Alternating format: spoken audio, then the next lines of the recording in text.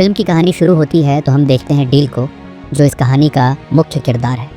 Deal के पास एक boat है और उसे मछली पकड़ने का बहुत शौक है। डील प्लाईमाउथ नामक एक द्वीप पर रहता है। पैसा कमाने के लिए अक्सर वह कुछ टूरिस्ट को मछली पकड़ने के लिए लेकर जाता। डील उनके लिए रॉड सेट करता और टूरिस्ट खुद मछली पकड़ते, जिससे उन्हें बहुत खुशी होती थी। इसके बदले में डील को कुछ पैसे मिलते थे। आज भी डील और उसका साथी 2 टूरिस्ट के साथ हैं, जिन्होंने मछली पकड़ने के लिए पैसे दिए थे। लेकिन आज कुछ अलग होता है। जब मछली पास आई तो डील अपने क्लाइंट को रॉड देने से इनकार कर देता है। असल में डील काफ़ी समय से एक खास मछली को पकड़ने में लगा था और आज शायद वो मछली उसके हाथ आ जाती। रॉड न देने पर वो टूरिस्ट गुस्सा हो जाते हैं, मगर डील उन्हें चाकू दिखाकर चुप कर देता है। बदकिस्मती से इतनी कोशिशों के बावजूद वो टूना मछली उसके हाथ नहीं आती। अब उन्हें इन टूरिस्ट को पैसे भी वापस देने थे। हालांकि डील के लिए ये कोई बड़ी बात नहीं थी, लेकिन ड्यूक बहुत निराश था क्योंकि उसे अपनी पोती की यूनिवर्सिटी की फ़ीस भरनी थी। डील उससे वादा करता है कि वह उसे पैसे दे देगा। इसके बाद वह अपनी दोस्त डायना से मिलने गया।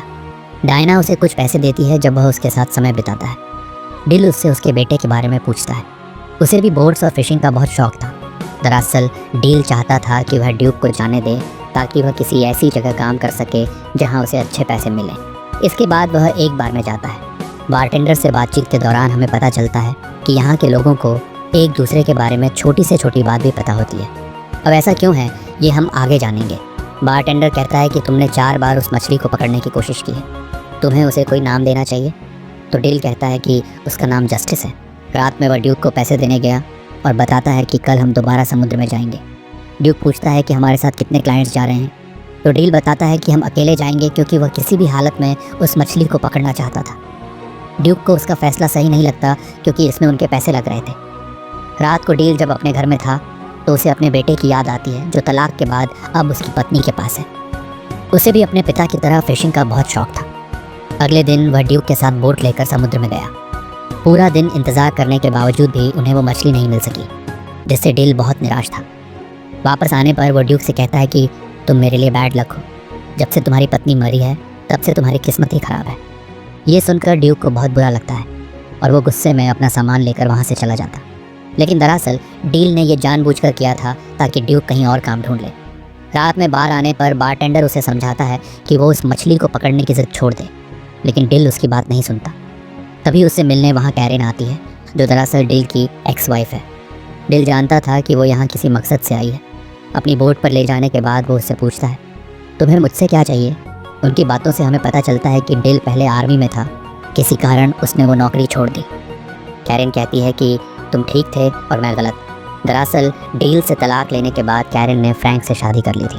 फ्रैंक एक अमीर इंसान था, मगर अच्छा इंसान नहीं था। वो कैरेन को मारता और हमेशा उस पर नज़र रखता। उसका पागलपन और भी बढ़ गया है। डील उससे अपने बेटे पैट्रिक के बारे में पूछता है तो कैरेन रोने लगती है। वो कहती है कि पैट्रिक हमेशा सहमा हुआ अपने कमरे में रहता है। उसे ये सब सुनना न पड़े, इसलिए वो पूरा दिन कंप्यूटर पर गेम्स खेलता है। उसके टीचर्स का कहना है कि वह बहुत होशियार है, लेकिन अब वह बहुत चुप रहता है। डील कहता है कि तुम उससे तलाक ले लो। तो कैरेन कहती है, मैं ऐसा नहीं कर सकती, वो मुझे मार देगा, और इसीलिए वो यहाँ आई थी। दरअसल वह चाहती थी कि वो और डील मिलकर फ्रैंक को मार दें। वो उसे मछली पकड़ने के बहाने बोट पर लाएगी और इस काम के लिए वह उसे $10 मिलियन देने के लिए भी तैयार थी। लेकिन डील इस पर मना कर देता है, क्योंकि वह किसी को मारना नहीं चाहता था। कैरेन के जाने के बाद एक सूट पहने आदमी डील को ढूंढते हुए आता है।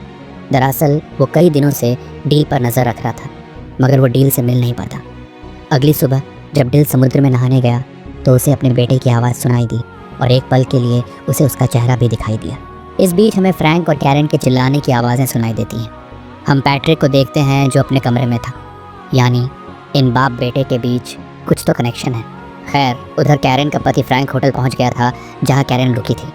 उसे देखकर कैरेन घबरा जाती है, क्योंकि वो 2 दिन बाद आने वाला था। आते ही वो कैरेन को टॉर्चर करता है। अगले दिन डिल एक लोकल शॉप से फिशिंग का सामान लेने गया।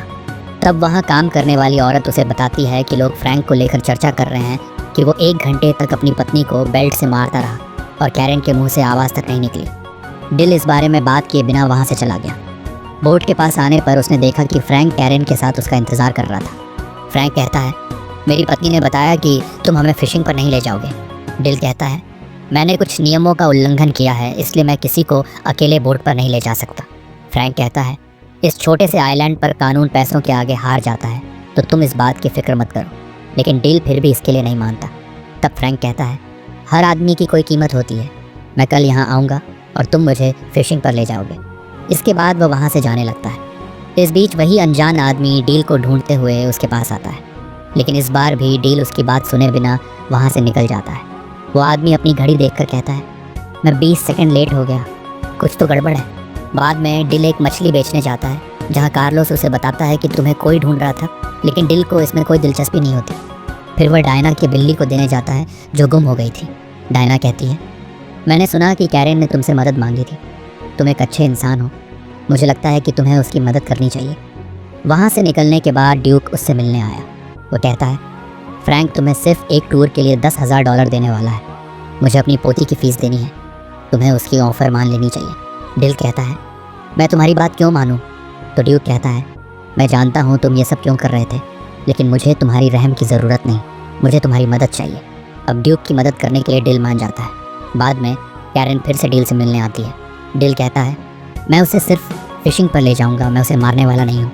तो कैरेन कहती है, वो मुझे और पैट्रिक को मार देगा, मैं जानती हूँ कि तुम उससे बात करते हो, वो अपने कंप्यूटर से तुम्हें सुन सकता है, तुम दोनों एक दूसरे से जुड़े हुए हो। डिल उसकी बात का कोई जवाब नहीं देता।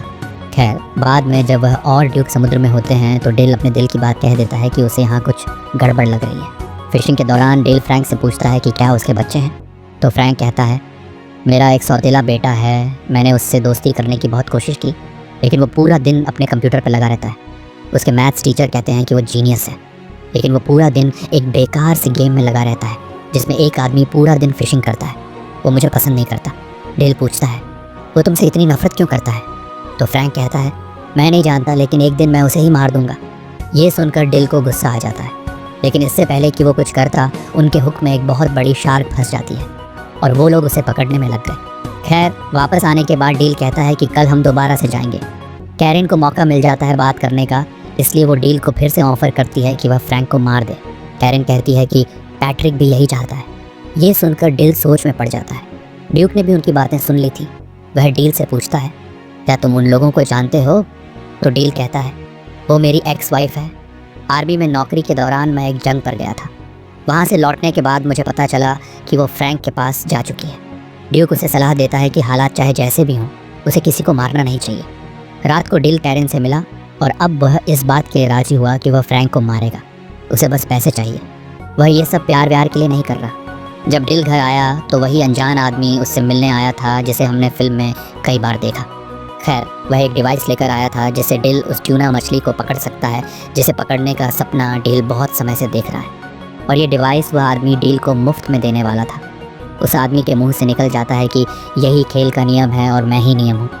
ये सुनकर डिल को अजीब लगता है और उस आदमी पर शक भी होता है, इसलिए वह उसे धमकाता है और पूछता है कि बता तुम कौन हो। तब वह आदमी, जिसका नाम रीड है, बताता है कि असल में ये सब असली नहीं है, ये बस एक खेल है और खेल का नियम है कि यहाँ कोई मरेगा नहीं। तुम एक कैरेक्टर हो और तुम्हें उस ट्यूना मछली को पकड़ना है। डिल को उसकी बातों पर विश्वास तो नहीं होता, मगर इस जगह को लेकर उसे हमेशा शक रहता था। उसे याद ही नहीं था कि वह कब यहाँ आया और कितने समय से यहाँ है। वैसे यहाँ दर्शक ये जान जाते हैं कि ये खेल शायद उसके बेटे ने ही डिज़ाइन किया है, मगर क्यों और किस लिए? रीड का कहना था कि पिछले कुछ दिनों से गेम में गड़बड़ है, यानी जिसने ये गेम बनाया है शायद वह चाहता है कि अब तुम उस आदमी फ्रैंक को मारो, मगर मेरे नियमों के मुताबिक इस द्वीप पर किसी को भी मारना मना है। इसलिए मैं तुम्हें नियम बताने आया हूँ, और मुझे खुद भी नहीं पता कि जिसने ये गेम बनाया है वह नियम क्यों बदल रहा है। डील को उसकी बात बकवास लगती है। अगली सुबह डील ने महसूस किया कि वह अलार्म से पहले उठ नहीं पाता, जो इस बात की ओर इशारा करता है कि शायद सच में वह किसी गेम में है। हर जगह उसे बस एक ही बात सुनने को मिल रही थी, जाओ और उस मछली को पकड़ो। डिल याद करने की कोशिश करता है कि आखिर वह इस द्वीप पर आया क्यों और कब, मगर उसे अपने दिमाग में ऐसी कोई भी याद नहीं मिलती। वह अपनी गाड़ी में बैठकर काफ़ी आगे निकल जाता है और अब उसे महसूस होने लगता है कि यह सब सच नहीं है। वह खुद से बातें कर रहा था। तभी उससे मिलने डायना का बेटा सैमसन आता है। वह कहता है, आपको किसी की ज़रूरत थी, क्या मैं आपके साथ काम कर सकता हूँ? इस पर डील हंसने लगता है और कहता है, जब मैंने तुम्हें इस गेम से मांगा था तब तुम मुझे नहीं मिले, और अब ये गेम मुझे सब कुछ दे रहा है। डिल वहाँ से चला गया।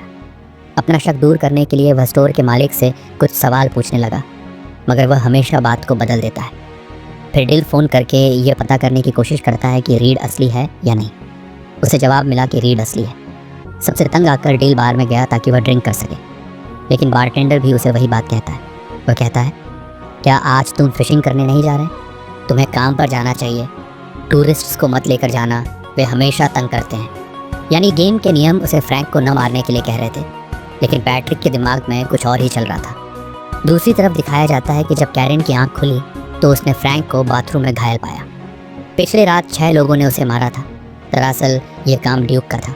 उसने ही फ्रैंक को मारने के लिए कुछ लोगों को पैसे दिए थे ताकि वह आज बोट पर ना आ सके। ड्यूक डील से कहता है, मैंने तुम्हारे लिए जो सही लगा मैंने वही किया। इस बात से डील को बहुत गुस्सा आता है। जख्मी होने के बावजूद कैरेन फ्रैंक को मना लेती है कि वह फिशिंग पर जाए। डील समुद्र के किनारे निराश बैठा था। तभी रीड उसके पास आता है। डील कहता है, मुझे कुछ भी समझ नहीं आ रहा कि मैं यहाँ क्यों हूँ। मेरी ज़िंदगी का मकसद क्या है? क्या मैं पागल हो चुका हूँ? रीड कहता है, इस बारे में तो मैं भी कुछ नहीं जानता, लेकिन मैं ये जानता हूँ कि यहाँ हो क्या रहा है।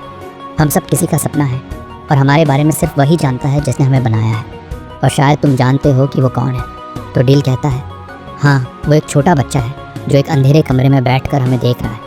उसका सौतेला बाप उसकी माँ को मारता रहता है। शायद इसी वजह से उसने ये गेम बनाया है, इस उम्मीद में कि शायद एक दिन वह अपने असली पिता को वापस ला सके और अपने सौतेले बाप को सबक सिखा सके। वो चाहता है कि मैं उसे इंसाफ दिलाऊं, इसीलिए मैं आज फ्रैंक को मारूंगा, चाहे कुछ भी हो जाए। इस पर रीड कहता है, अगर तुम यही चाहते हो तो मैं गेम के नियम तोड़ दूंगा। अगर हमारा निर्माता यही चाहता है तो तुम्हें ऐसा ही करना चाहिए। कैरेन फ्रैंक को बोट पर ले आती है। इस पर डिल भागकर अपनी बोट की तरफ जाता है। दरअसल पैट्रिक ने एक ऐसा गेम बनाया था जिसमें वह अपने पिता के साथ समय बिता सके, लेकिन जैसे जैसे उसके सौतेले बाप का टॉर्चर बढ़ता गया, पैट्रिक के दिल में उसे मारने की आग भी बढ़ती गई। पैट्रिक बस यही चाहता था कि उसे कोई संकेत मिले कि फ्रैंक को मारना गलत नहीं है, इसलिए उसने गेम में डील को सोचने की इजाज़त दी ताकि डील अपने दिल की सुने, और जो भी उसका फैसला हो पैट्रिक भी वही करेगा। यही वजह थी कि गेम उसे बार बार याद दिला रहा था कि उसे बस मछली को पकड़ना है, लेकिन डिल की सोच बदलने लगी थी। खैर, डिल बोट के पास पहुंचता है जहां फ्रैंक और कैरेन पहले से ही मौजूद थे। डिल फ्रैंक को समुद्र में ले जाता है। फ्रैंक की हालत पहले से ही बहुत ख़राब थी और कैरेन ने उसे नशे में भी रखा था। तभी उन्हें पता चलता है कि बोट पर सैमसन भी है जो उनके प्लान को बिगाड़ सकता था। लेकिन अंत में जब डिल ने रॉड फ्रैंक के हाथ में थमा दी तो शार्क उसे समुद्र में खींच लेती है और उसका अंत हो जाता है। असल दुनिया में पैट्रिक यानी डील का बेटा अपने सौतेले पिता फ्रैंक को सच में मार देता है, और हम समझ पाते हैं कि डील की असली लड़ाई तो मौत के साथ ही ख़त्म हो चुकी थी। गेम में जो है वो तो बस पैट्रिक के ख्याल है। खैर, इस कत्ल के बाद पैट्रिक को मानसिक अस्पताल में रखा जाता है। गेम में हम देखते हैं कि कैरेन डील को अलविदा कहती है, लेकिन डील में उसने पैट्रिक को अपनाने की शर्त रखी थी। डील जानता था कि वह बस एक गेम है। तब कैरेन रोते हुए कहती है, कभी ना कभी तुम मुझसे ज़रूर मिलोगे। तभी कैरेन वहाँ से गायब हो जाती है और डील के पास एक फ़ोन पर कॉल आता है। कॉल की दूसरी तरफ पैट्रिक था। उसकी आवाज़ सुनकर डील भावुक हो जाता है। पैट्रिक कहता है, मैंने कुछ बहुत गलत किया है। तो डील उसे समझाता है, तुमने जो भी किया अच्छे के लिए किया। पैट्रिक कहता है, मैं मिनी गेम में कुछ बदलाव करूँगा ताकि मैं तुमसे मिल सकूँ। डील बहुत खुश हो जाता है और कहता है, मैं तुम्हारा इंतज़ार करूँगा। कॉल कटने के बाद डील देखता है कि वहाँ सब कुछ बदल रहा है, और अगले ही पल हम देखते हैं कि पैट्रिक भी गेम में है। वह डील से मिलने के लिए बोट की तरफ भाग रहा है। उसे देखकर डील बहुत खुश होता है। दोनों एक दूसरे को गले लगाते हैं, गेम में ही सही, लेकिन पैट्रिक अपने पिता के साथ था। और यहीं पर फिल्म का अंत होता है दोस्तों।